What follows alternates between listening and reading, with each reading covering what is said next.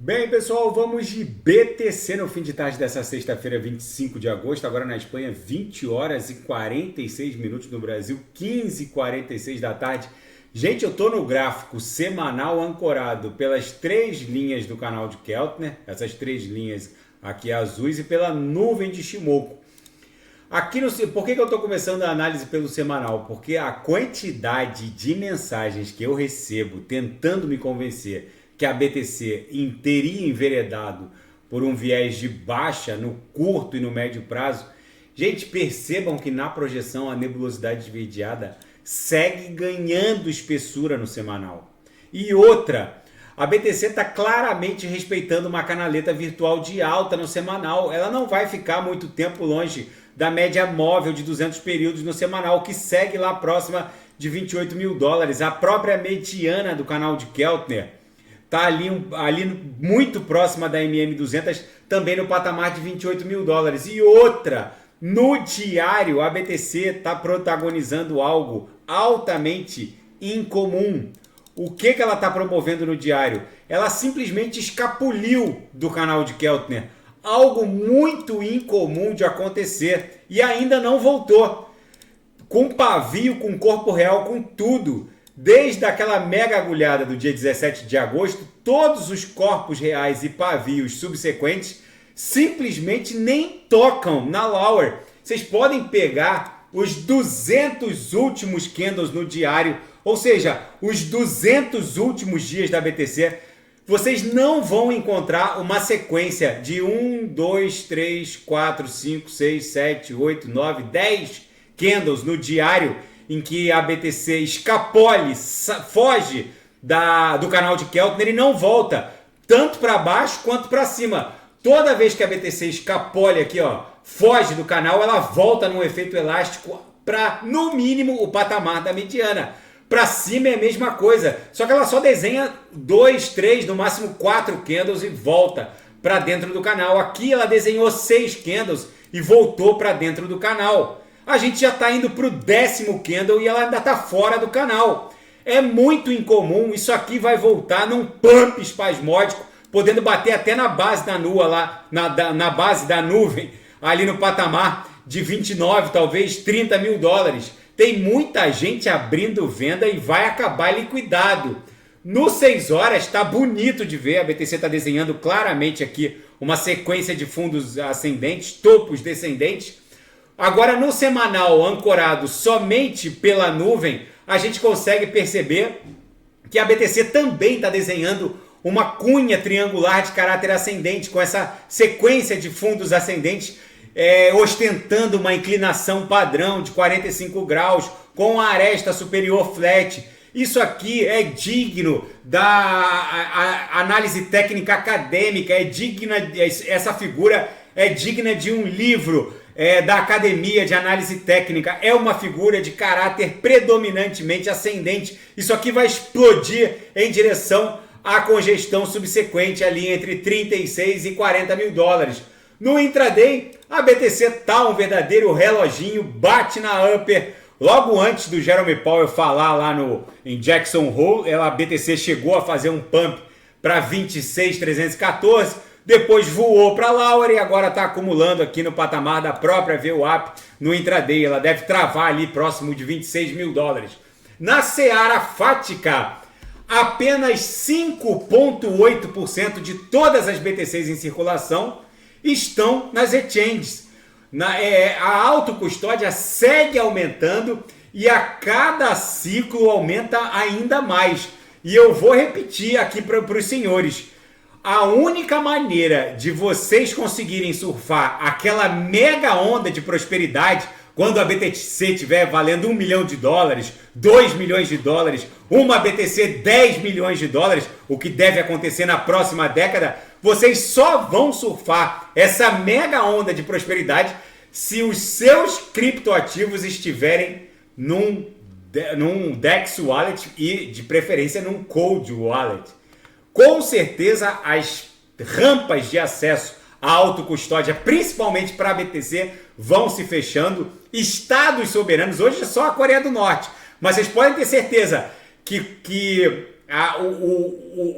os estados soberanos ocidentais e suas agências de inteligência vão, de alguma maneira, tentar sabotar a autocustódia, porque em algum momento a autocustódia vai desafiar o poder de fogo dos bancos centrais. E se vocês não estiverem autocustodiando os seus ativos criptográficos, eu não duvido nada que em pouco tempo, hoje é só o Grupo Lazarus da Coreia do Norte, que é um estado soberano, por assim dizer, do outro lado da força, se é que a gente pode classificar a Coreia do Norte dessa maneira. Mas os estados soberanos ocidentais, como e suas agências de inteligência, podem facilmente implantar algum software malicioso. Não se enganem, vocês acham que a NSA nos Estados Unidos não tem acesso ao interior de um Gmail ou de um Hotmail? Óbvio que de alguma maneira isso é possível. E se eles conseguem isso, é óbvio que o MetaMask ali, como extensão de um navegador do Chrome, também fica passível de uma bisbilhotada por uma NSA. Agora, se a Private Key estiver fora do dispositivo onde vocês eventualmente naveguem, isso já não é possível. Mas eu venho alertando isso no canal faz tempo. E um país africano, a República Centro-Africana, aprovou a tokenização dos próprios recursos naturais. É o novo normal. E o governo dos Estados Unidos lança novas diretrizes para tributar os criptoativos. O governo americano é engraçado. Até agora eles não aprovaram o marco legal criptográfico, mas já estão discutindo de forma muito madura a tributação. Eles, obviamente, estão invertendo, mas isso é bom. Depois que os tributos existem, a regulamentação fica muito mais fácil. É a voracidade fiscal se impondo sobre os interesses dos súditos, por assim dizer. E o Jerome Powell, na seara geopolítica e finanças internacionais, sinalizou que pode dar continuidade ao rally de aumento na taxa básica de juros. Ele está numa cimeira, num congresso de banqueiros centrais em Jackson Hole, no Wyoming, uma cidade rural, e ele falou que os banqueiros centrais falariam em um resort numa cidade afastada, descansando, por assim dizer. Ele não vai dizer que o Banco Central atingiu o target final da taxa básica de juros, nem que o quantitative tightening vai ser encerrado para ontem e o enxugamento do balanço patrimonial não vai ter sequência. É óbvio que ele falou o que qualquer banqueiro central teria que falar, mas a gente sabe que a realidade se impõe sobre os desígnios de um banqueiro central. Vem eleições. Não pode haver uma recessão muito recrudescida nos Estados Unidos em 2024. Políticos normalmente mandam nesses cargos técnicos. É só ver o que acontece com decisões judiciais que seriam tecnicamente isentas, mas são politicamente direcionadas.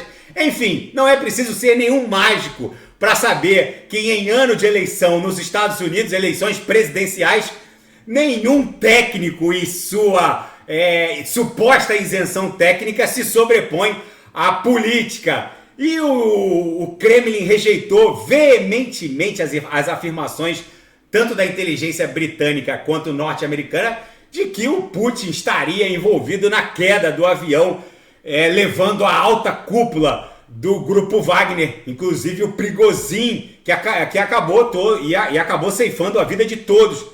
Eles disseram que é leviana essa ponderação, mas também não descreveu o que o Kremlin trata como um incidente, mas o Kremlin não descreveu e nem rebateu com muita hostilidade a ponderação da inteligência ocidental. E Milão registra o dia mais quente desde 1763. Foi o dia mais quente desde que a estação meteorológica Milano Brera começou a registrar as temperaturas em 1763. O recorde anterior era de 32,8 graus. E hoje Milão superou essa marca, batendo mais de 33 graus Celsius. Enfim, o mundo está derretendo. A BTC aqui no semanal claramente tá dando vigência ao que parece ser uma canaleta virtual de alta. Se a próxima pernada voltar a estressar a aresta superior da canaleta, é para 36 mil dólares que a gente vai para o suporte dessa congestão aqui, desenhada entre 20 de setembro de 2021 e abril de 22. Na projeção, a nebulosidade esverdeada segue ganhando espessura no semanal. Tá bom, pessoal? Se nada fugir do script, eu volto amanhã para analisar a própria BTC. Fiquem com Deus e quem quiser sugerir é só colocar nas mensagens abaixo. Até amanhã, grande abraço, fiquem com Deus.